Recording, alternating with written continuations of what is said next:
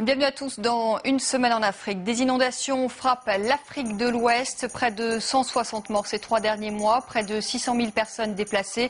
C'est certes la saison des pluies, mais le dérèglement climatique y est pour beaucoup. On reviendra dans ce magazine sur les violences qui ont secoué le Gabon après l'élection d'Ali Bongo. Une élection contestée par l'opposition. Les intérêts français ont été pris pour cible. Et puis les luxueuses vacances de Paul Biya à La Baule. On en parlait la semaine dernière. La conseillère politique du président camerounais était sur notre plateau. Elle répond aux accusations. C'est la saison des pluies en Afrique de l'Ouest, une saison qui a été particulièrement meurtrière cette année. Plusieurs pays ont été frappés par des inondations. Près de 160 personnes ont péri, des milliers d'autres ont été déplacées. En cause, le dérèglement climatique, mais également des problèmes d'urbanisme ou encore l'absence de système d'évacuation des eaux. On commence tout de suite avec ces images en provenance du Burkina Faso. À la cinémathèque de Ouagadougou, on a craint le pire. L'eau a menacé les 1500 films archivés ici, dont beaucoup issus du FESPACO. 3/4 des bobines ont miraculeusement échappé au déluge. Inoussa, lui, a eu beaucoup moins de chance.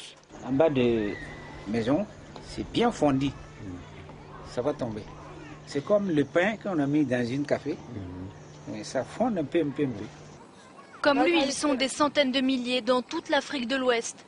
Au Burkina Faso, au Sénégal, en Mauritanie, au Ghana, au Bénin et même ici, aux portes du désert au Niger. Des trompes d'eau sont tombées en quelques semaines. Plusieurs dizaines de personnes ont trouvé la mort et des centaines de milliers d'autres sont sinistrées.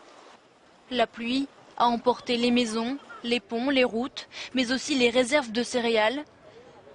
Les spécialistes observent que la saison des pluies est particulièrement abondante ces dernières années. Vers les années 70, on a eu une baisse de la pluviométrie. Après, vers les années 80, la pluviométrie commence encore à augmenter. Et cela coïncide aussi avec aussi la concentration des gaz à effet de serre qui commence aussi à s'accentuer.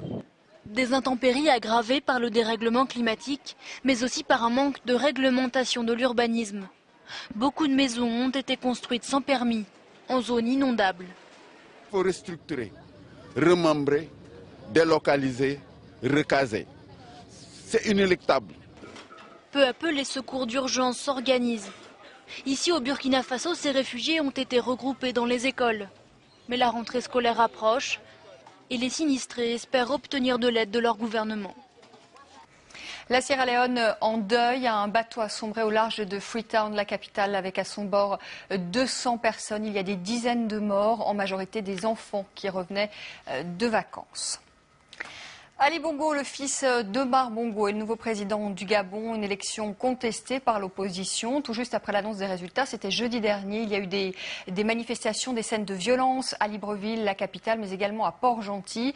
Ces violences ont fait, selon les autorités, 3 morts, 15 selon l'opposition. Et ce sont des intérêts français qui ont été pris pour cible. Les opposants accusent la France d'avoir soutenu Ali Bongo. Nicolas Sarkozy, qui cette semaine a félicité le nouveau président pour son élection. Des intérêts français saccagés à Port-Gentil quelques heures après l'annonce officielle de l'élection d'Ali Bongo à la tête du Gabon. Les auteurs des troubles n'ont pas frappé par hasard. Selon eux, Paris aurait encouragé l'arrivée au pouvoir du fils d'Omar Bongo, une conviction formellement démentie par les autorités françaises. La France n'a pas eu de candidat, n'a défendu personne et n'est pas intervenue. Jamais, jamais, jamais. En 42 ans de pouvoir, Omar Bongo, le père d'Ali, avait développé des liens étroits avec les présidents français successifs. Autant de symboles de la France-Afrique, entre Paris et son ancienne colonie, particulièrement riche en pétrole. Nicolas Sarkozy avait promis de changer les choses en arrivant au pouvoir. Mais ce message de félicitations adressé au nouveau président Bongo une semaine après le scrutin a brouillé le discours. Autre élément troublant pour l'opposition, les révélations d'un conseiller africain à l'Élysée.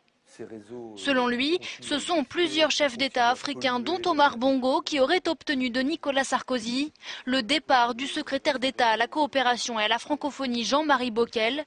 L'homme avait critiqué la France-Afrique. Il me dit ça ne peut pas continuer, il faut que tu dises à Nicolas que moi et les autres, nous ne voulons plus de ce ministre. Je suis allé voir le président de la République à l'Élysée, dit à Omar, comme il l'appelle, et aux autres chefs d'État que M. Bockel partira bientôt. Le calme est revenu dans le pays. Mais l'élection d'Ali Bongo laisse un goût amer à beaucoup de Gabonais.